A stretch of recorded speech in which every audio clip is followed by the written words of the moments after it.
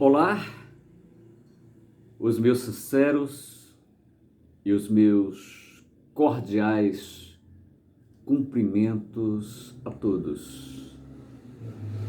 Depois de algum tempo sem postar nenhum conteúdo em nosso canal, estamos retornando para dar continuidade ao nosso conteúdo referente às reflexões acerca do tempo, acerca do nosso cotidiano, acerca das coisas. Pretendo, portanto, nesse retorno, gravar uma série que será intitulada Rascunhos sobre as ranhaduras da contemporaneidade. Uma fala sobre o sujeito em carne viva. Vamos gravar, portanto, o primeiro vídeo, um vídeo introdutório, falando a respeito desta série, como eu já falei, intitulada Rascunhos sobre as ranhaduras da contemporaneidade, uma fala sobre o sujeito em carne viva. A minha fala aqui, portanto, terá um tom ensaístico. A minha fala terá um tom provocativo. A minha fala terá um tom poético e, por vezes, esteticamente desagregador. Portanto, não espere de mim respostas, quaisquer que sejam elas, e nem espere de mim amarradios. Pelo contrário, no meu esforço de fala, agirei mais como um cego indo de encontro às paredes e os móveis da casa até encontrar uma porta de saída. A minha fala aqui terá mesmo uma natureza errática. E por que uma natureza errática? Porque irei tratar das coisas nas quais o sujeito se afunda. A natureza da minha fala será errática porque falarei da natureza das quais o sujeito está vivendo, mergulhado, ainda que de forma tão rasa e tão evasiva. A minha fala, é claro, terá um viés psicanalítico, sem contudo ser psicanálise. A minha fala terá um viés antropológico, sem ser antropologia. A minha fala terá, claro, um viés filosófico, mas sem que eu revele a fonte das águas nas quais sacio a minha sede de reflexão, a minha sede de pensar. Deixarei, portanto, por conta, meu caro seguidor, que você tire as suas conclusões em relação a isso. Portanto, a minha fala virá e falará dos olhos e dos olhares, numa época em que fazemos das imagens as nossas dores, os nossos partos. A minha fala virá e falará também dos corpos. A minha fala virá e falará das nossas cavernas fantasmagóricas, que é no que o nosso corpo, de alguma forma, se transformou. A minha fala virá, sobretudo, da minha condição de ser escutante, de ser ouvinte. Pois bem, entrando no cerne da discussão, o nosso ato de apreender o mundo real, de captar as coisas, se é que nós conseguimos captar as coisas, se é que nós conseguimos apreender o mundo real, mas nós fazemos isso da forma como nós olhamos para uma árvore. E como é que nós olhamos para uma árvore, deixando-nos envolver, nos captar pelos seus galhos, pelas suas folhas, esquecendo, portanto, daquilo que é mais profundo na árvore, ignorando aquilo que sustenta a árvore, que são suas raízes. Então, inicio essa nossa fala, essa nossa série, chamando a atenção para isso. Nós olhamos, nós captamos da realidade aquilo que a realidade nos oferece de mais superficial. Talvez por ser mais cômodo para nós. E se a gente se contém em entender a árvore, em conceituar a árvore apenas pela parte que nós vemos da árvore, que é a parte que aflora do subsolo, a sua parte superficial, é como se você fosse se encantar pelas mais belas árvores, só que essas árvores elas são artificiais. Você compra uma árvore de papel, de plástico e leva para casa, só que você está levando uma árvore de mentira. Então, esse é o primeiro foco. Nós captamos a realidade, se é que nós captamos, se é que nós conseguimos captar as coisas, nós captamos exatamente pela sua superficialidade. E aqui começa o nosso drama, aqui começa a nossa drama, aqui começam os nossos problemas. Então, se nós captamos, se nós olhamos, se nós apreendemos da realidade a parte superficial, é como se nós nos contentássemos apenas olhar para a gravata, o nó da gravata. É como se nós tentássemos ficar satisfeito apenas com a parte da maquiagem, com a parte do rosto, sem adentrar a profundidade daquilo que nos mantém de pé, que é o nosso interior, que é a nossa interioridade, ou a profundidade daquilo que na psicanálise é chamado do inconsciente, né?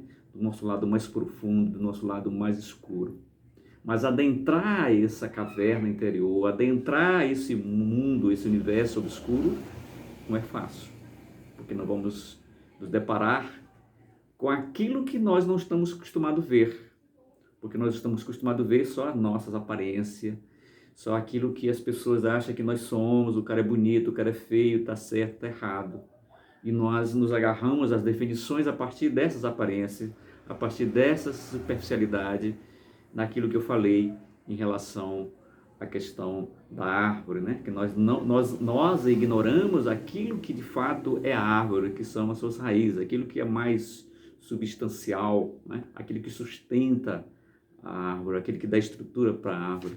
E nós também fazemos isso em relação a nós. Nós temos medo desse mergulho, desta profundidade, porque é lá onde mora os nossos fantasmas, é lá onde mora os nossos traumas, é lá onde mora o barro do qual nós somos feitos, do qual nós podemos nos refazer, ou seja, a nossa matéria-prima.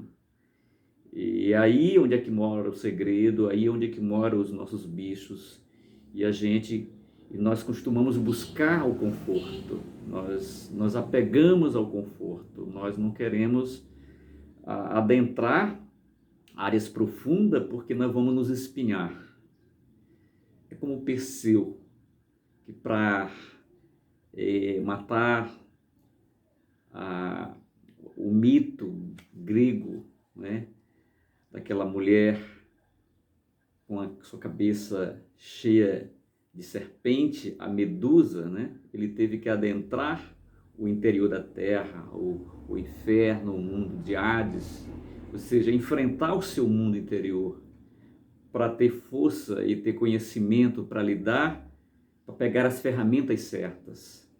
Então a gente precisaria, para sermos fortes, para sermos árvore de nós mesmos, fazer essa incursão dentro de nós.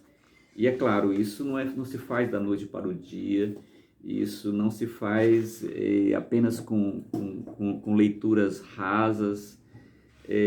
Precisamos de fato adentrar o que é mais profundo, o que é mais assombroso de nós. Muito bem, então dito isso, né, a necessidade dessa profundidade, e dito também que nós ficamos pelo meio do caminho, ficamos amarrados às coisas artificiais, às coisas superficiais, inclusive as nossas, os nossos falsos sorrisos, as nossas falsas aparências, e damos isso como o verdadeiro. antes de nós colocarmos os pés no chão, todo passo que foi dado, que nós demos, foi feito com os olhos, com os olhos em direção à boca. Parafraseando Freud, eu diria que o primeiro estágio da nossa vida, tudo é boca, inclusive a boca que vê, no caso, os olhos. É bom que se diga que os nossos primeiros passos, né, em direção à constituição do sujeito, que não é nada fácil, é algo muito complexo. Então, esse espaço em direção à constituição do sujeito, à edificação do sujeito, consiste na condição em que este aprende, se é que compreende, a separar a boca que abocanha da boca que vê, ou seja, os olhos. Desses olhos ou dessa boca que pode, em nome dos mais altos instintos, dos instintos da sobrevivência, essa boca, né, devorar outros olhos, porque nos tempos primordiais, nos arcaicos tempos, encontrar um outro no caminho consistiria em que ou você seria o almoço desse outro, ou ele seria o seu jantar. Ou seja, na luta pela sobrevivência, o que aparecesse à sua frente, os homens primitivos, era a comida. A comida que você seria para o outro, ou a comida que o outro seria para o seu prato. Que assustador, não é? Pois é, no passado remoto, como eu acabei de falar, ver alguém que não fosse da sua tribo, que não fosse seu semelhante, no sentido da sua identidade, do local de moradia, daquele que você identificava como pertencendo às suas origens, à sua cultura, às suas tradições, portanto, não pertencendo à sua tribo, poderia significar em que um dos pares de olhos, que poderia ser o seu, poderia ser do outro, ainda que não tivesse nome para isso, porque a palavra vem depois, isso poderia significar que esses pares de olhos serviriam de sopa na boca do outro, na sua ou na boca do outro. Então, nos dias de hoje, onde a fome por imagem, a nossa imagem, os selfies, os clipes da vida, faz com que os nossos olhos, exatamente os nossos olhos, ocupem cada vez mais o lugar da boca. Nesse mundo norteado pelo imagético, pela imagem, o tempo que nós gastamos, por exemplo, clicando um selfie, as imagens, remodelando, editando nossa imagem para postar em nosso perfil, revela, entre outras coisas, que os olhos, é como se tivesse aumentado de tamanho, ocupado um espaço maior, assumido outros tipos de atributos que não o ato de ver. Então, é como se o olho também se transformasse na boca, é como a boca também se transformasse no olho e em outras coisas mais, em outras coisas que tais, nesse tempo onde tudo é mediado pela imagem, pelo imagético. Veja só, com os celulares nas mãos, acabei de falar sobre os celulares, né, sobre esses recursos midiáticos, numa cena de acidente de trânsito, por exemplo, no meio da rua ou numa BR, onde uma vítima se encontra esmagada nas ferragens do carro, e necessita de uma mão amiga, os nossos dedos está tão ocupado com outras coisas em ajudar a quem está precisando, que parece que a nossa mão e os nossos dedos assumiram os mandos e atributos dos olhos, levando tais cenas que está sendo filmada, que está sendo documentada, como se fosse diretamente para a boca. Ou seja, pobre daqueles que passarem por uma situação difícil no meio da rua, uma briga, vítima de uma bala perdida, de trânsito, e pedir socorro.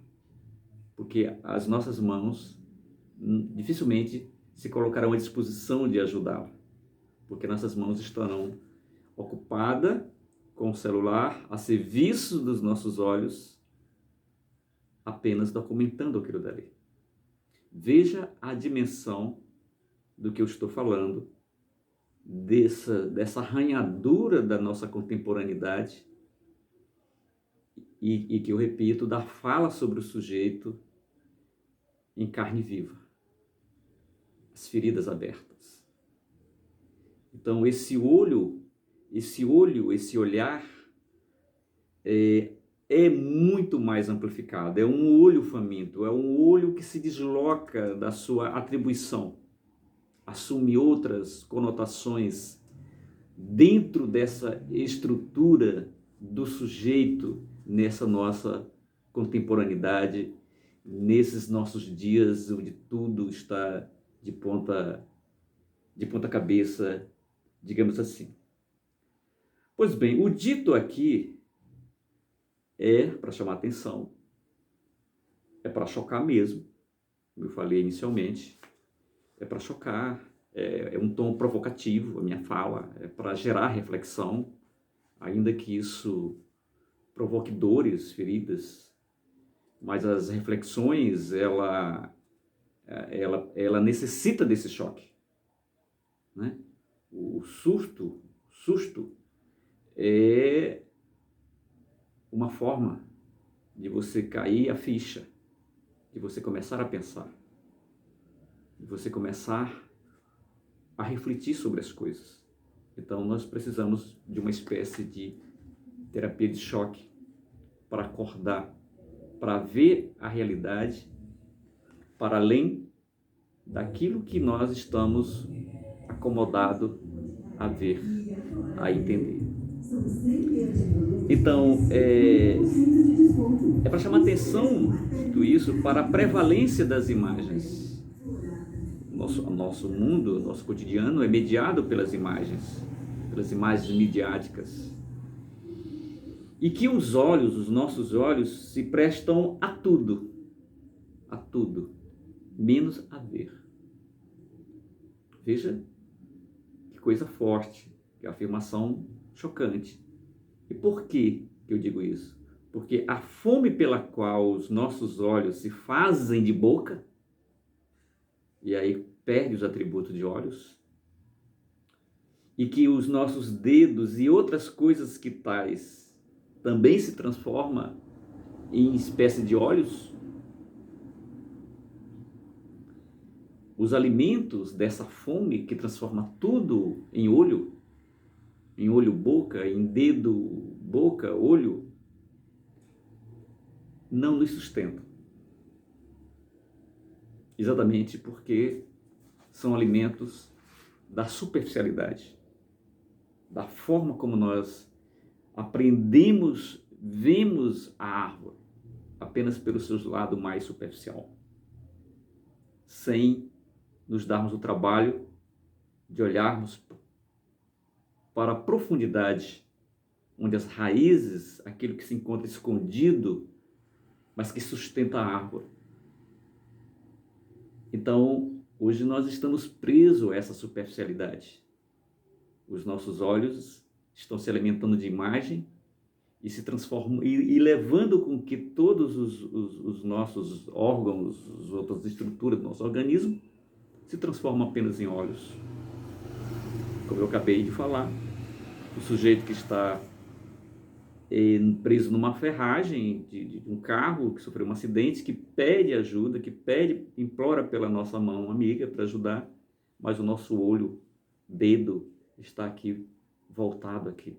Então, inicialmente, esse é a nossa primeira reflexão, que faz parte dessa série, que nós intitulamos Rascunhos sobre as ranhaduras da contemporaneidade, uma fala sobre o sujeito em carne viva. Vamos ficar por aqui. Vamos produzir outros vídeos dessa série, adentrando a complexidade do sujeito, do ser humano, nos dias complexos, puídos, porosos que compõem a nossa realidade. Espero que você tenha gostado. Se você tenha gostado, compartilhe o vídeo com os seus amigos. Dê um like aí que gostou, porque isso vai contribuir para que nós possamos continuar com os nossos vídeos reflexivos.